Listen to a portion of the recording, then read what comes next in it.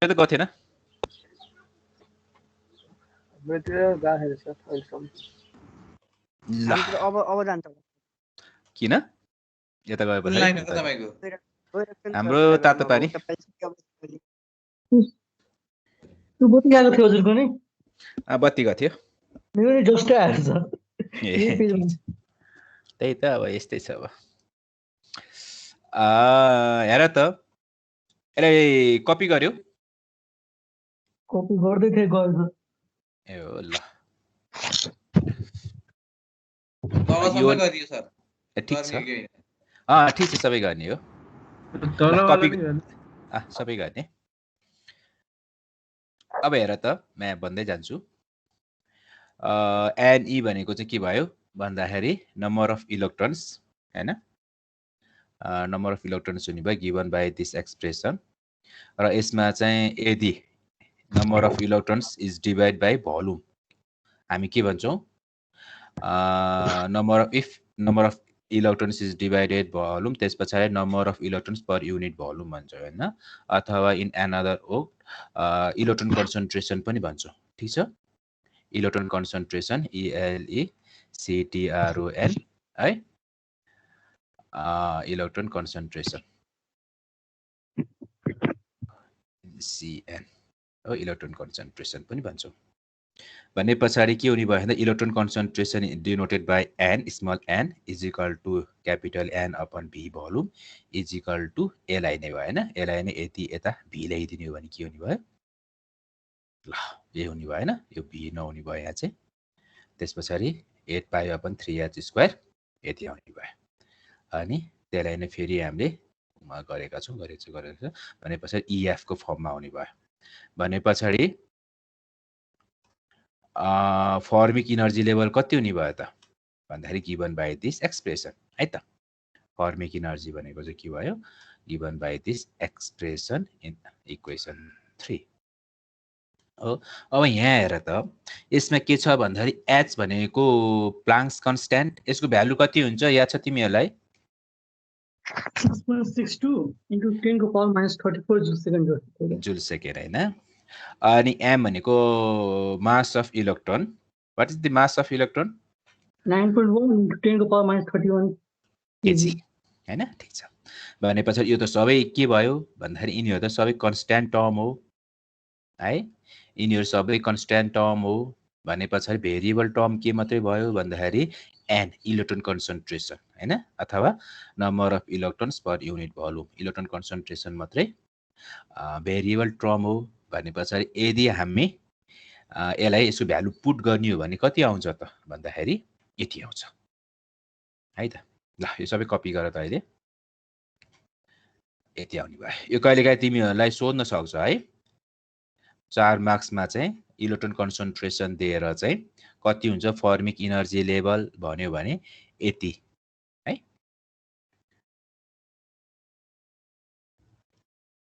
यदि हामीले h को भ्यालु यति राख्ने m को भ्यालु यति राख्ने हो भने चाहिँ अनि electron volt what is electron volt हैन 1.069 into 10 to the power minus 19 भनेको चाहिँ के हो जुल्स भनेको नै इलेक्ट्रोन भोल्ट हो है इलेक्ट्रोन भोल्ट चाहिँ यति हुन्छ भने पछाडि कहिलेकाहीँ चाहिँ तिमीहरूलाई इलेक्ट्रोन कन्सन्ट्रेसन मात्रै दिएर चाहिँ फर्मिक इनर्जी लेभल सोध्न सक्छ त्यो ख्याल गर्नु यो फर्मुला त्यही भएर तिमीहरूले याद गर्नु पर्ने हुन्छ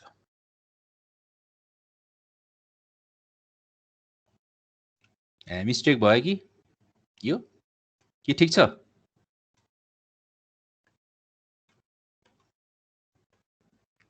थोरै मिस्टेक भछ यो 1.609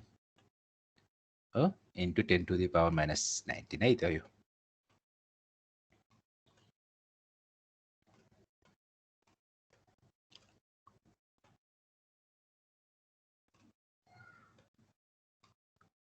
जुल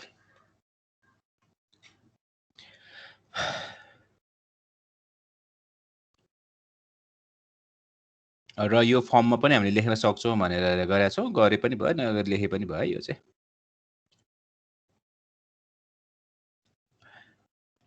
फेरि यो पहिलाकै टर्ममा गर्छौं n लाई चाहिँ capital N V upon V मा फर्म गराएर एमा गएको हो। यही भन्नुको अर्थ पनि यही नै हो हैन। यसलाई नै कति छ n/b हैन, पावर 2/3। यो लेखे पनि भयो नलेखे पनि भयो यो अल्सो भनेको चाहिँ। ल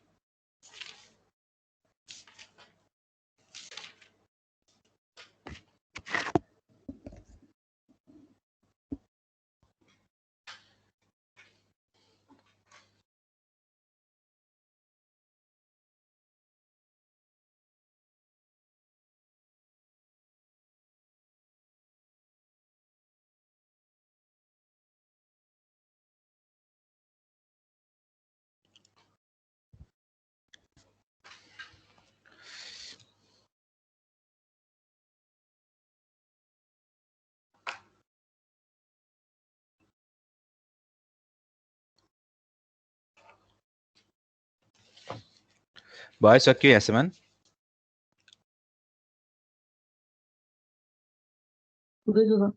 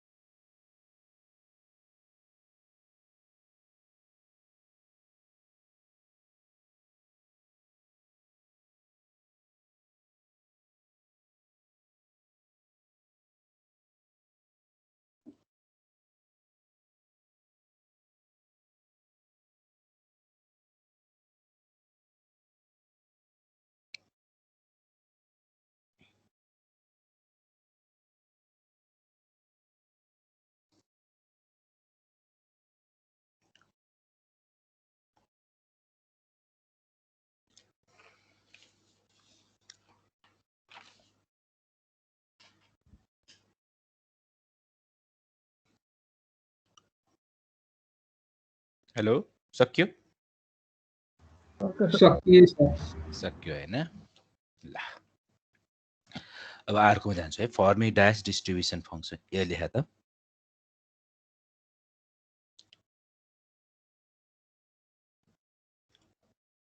यो टाइटल्स लेख अनि त्यस पछाडि एकैचोटि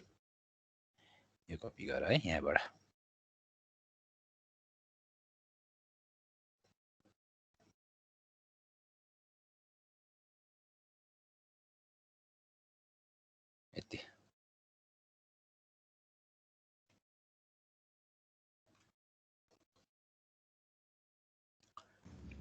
माथिको नलेख्ने सर। यो परेन खासै यो एक्स उ हो परेन।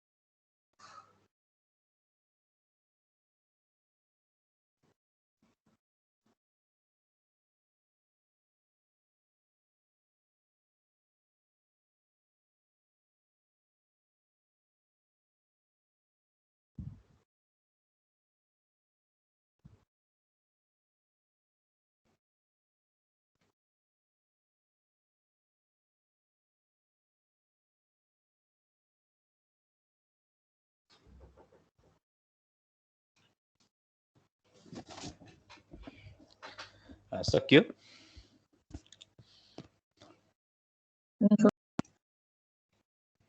सक्य होइन सर। ल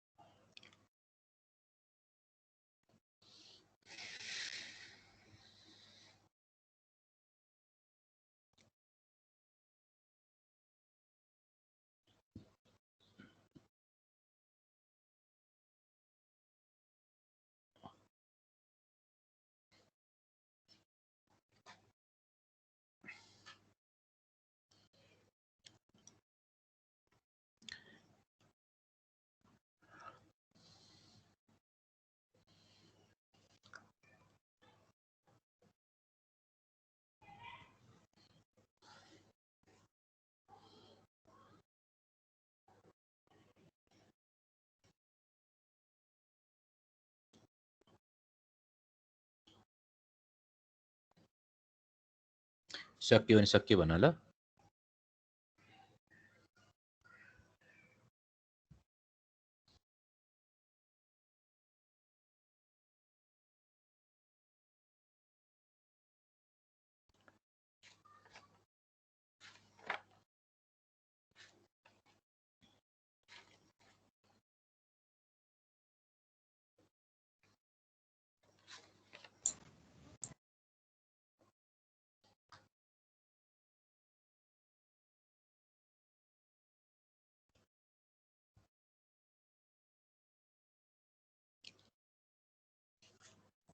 सकियो सर। सक्यो होइन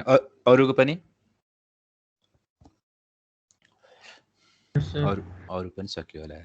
हेर त यो फर्मिक डायस डिस्ट्रिब्युसन फङ्सन भनेको चाहिँ है जुन यो छ नि इनर्जी लेभल हो। हेर त E इजिकल टु 0 देखि E इजिकल टु EF हैन। बडीमा कति छ फर्मिक इनर्जी EF। यहाँ चाहिँ डिफ्रेन्ट इनर्जी स्टेटहरू छन् पहिला जस्तै। अहिले चाहिँ मैले हटाएँ ती इनर्जी स्टेटहरूलाई चाहिँ है इनर्जी स्टेटहरू लेखेन। अनि यो E इजिकल टु EF भन्दा माथि चाहिँ कति छ E is greater than F हैन। E चाहिँ इनर्जी लेभल अफ इलेक्ट्रोन्स यहाँ माथि चाहिँ ग्रेटर देन EF छ। यहाँ इन बिट्विन चाहिँ लेस देन EF छ र स्टार्टिङ चाहिँ कति छ इनर्जी 0 छ। भनेपछि फर्मिक डायस डिस्ट्रिब्युसन फङ्सनले चाहिँ के भन्छ भन्दाखेरि यो भित्र है यो फर्मिक डायस के अरे फर्मिक इनर्जी लेभल यो भित्र चाहिँ इनर्जी के अरे इलेक्ट्रोन्सहरू को फाइन्डिङ प्रोबेबिलिटी अथवा पत्ता लगाउने सम्भावना फाइन्डिङ प्रोबेबिलिटी कति छ भनेर दिन्छ। एक्ज्याक्ट कतिवटा इलेक्ट्रोन्स छ भन्दा पनि इलेक्ट्रोन्सहरू प्रोबेबिलिटी चाहिँ कति छ 100% छ कि 1 छ कि 2 छ कि अथवा हैन 0.5 0.6 0.7 छ कि त्यो प्रोबेबिलिटी चाहिँ दिने हो यसले है। एक्ज्याक्ट कहाँनिर कुन लोकेसनमा छ है त्यो दिँदैन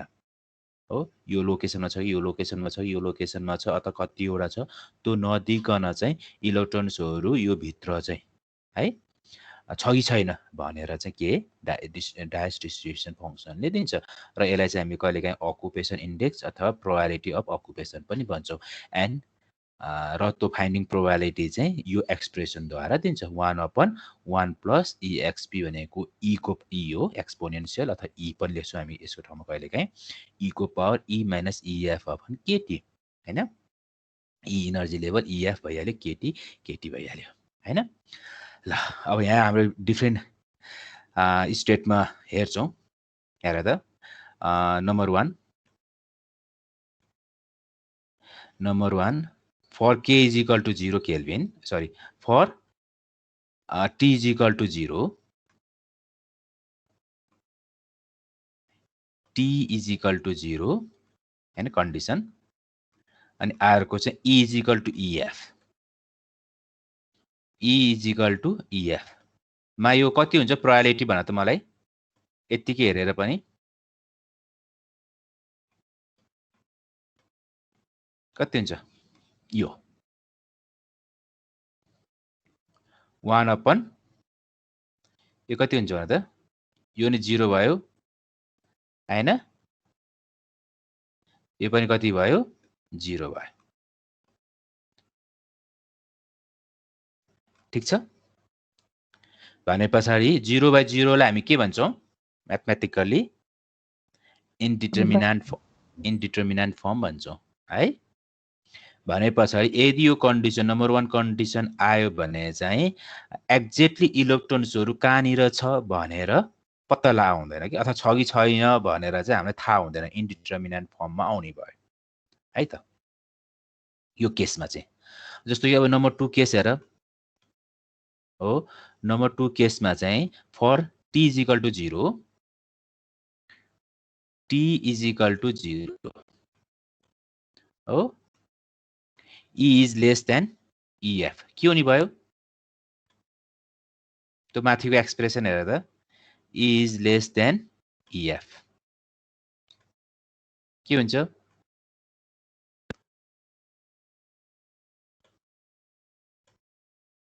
हेर त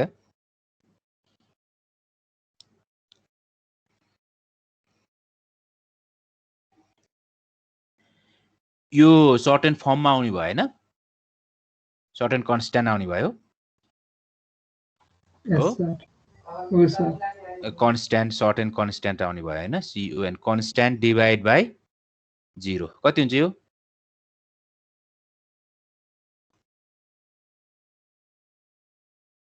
E को पावर हुन्छ ह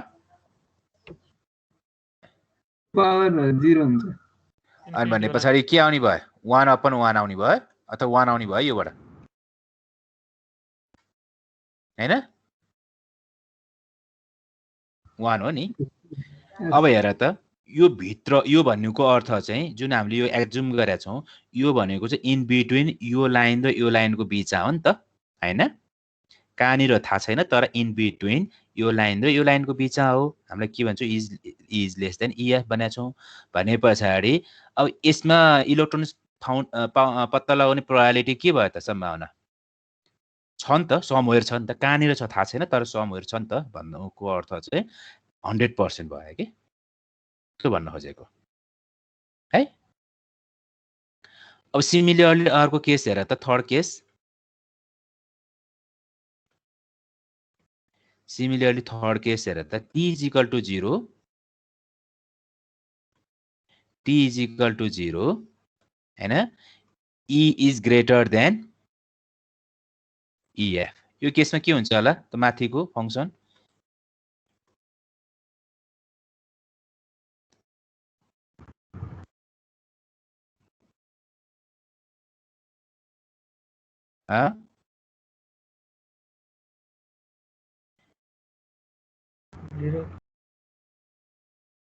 ए अघि यस्तो हुन्थ्यो है साँच्चै हेर त भयो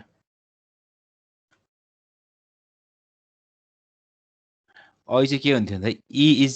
E र EF कुन ठुलो थियो अघि नम्बर 2 केसमा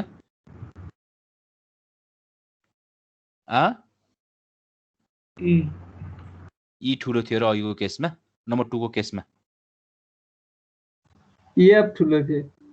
EF ठुलो थियो भने माइनस हुन्थ्यो है यहाँ चाहिँ हजुर सर यहाँ चाहिँ माइनस हुन्थ्यो अब अहिले चाहिँ के हुने भयो यो माइनस भएर 1 आएको हो भने अब चाहिँ के हुन्छ प्लस हुन्छ थर्ड केसमा चाहिँ ख्याल गर्नु गर्दाखेरि चाहिँ यसको प्रायोरिटी हेर्ने हो भने 0 पाउँछ है यसको अर्थ के हो भन्दाखेरि यो भन्दा माथि हो नि त हेर त यो लाइन भन्दा माथि हो नि त यो हाम्रो थर्ड केस गरेको एजुम्सन चाहिँ है भने पछाडि इलेक्ट्रोन्सहरु पाउने प्रायोरिटी माथि भयो त भएन नि है भएन नि ल अनि अर्को एउटा केस गर त थर्डमा सरी फोर्थमा फर एनी टेम्परेचर के सरी फर एनी टेम्परेचर टी चाहिँ अब 0 छैन for E is equal to EF को केसमा के हुने हेर त कति आउँछ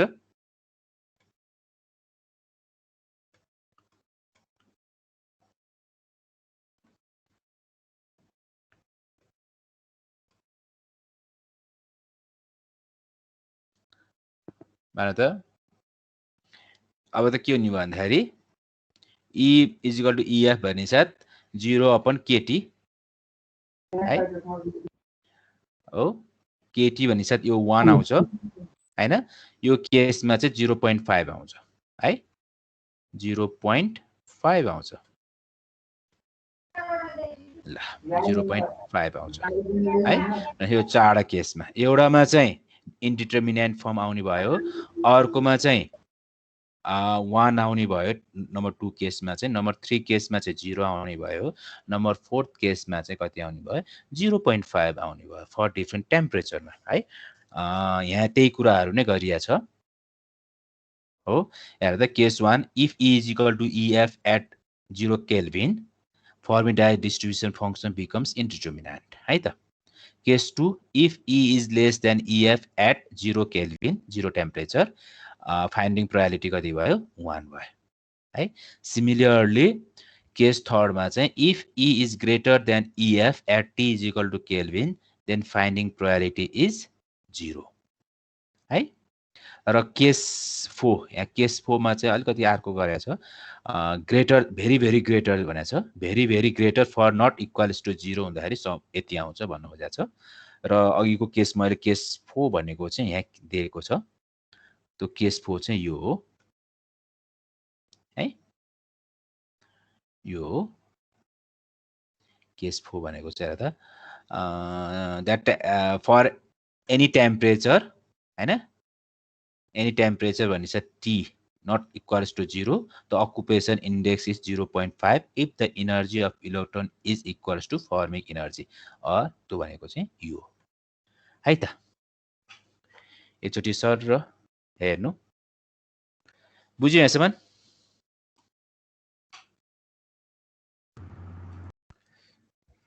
ल यो कपी गर्ने भयो यति चाहिँ कपी गर अहिले कपी गरेको छैनौ भने ल कपी गर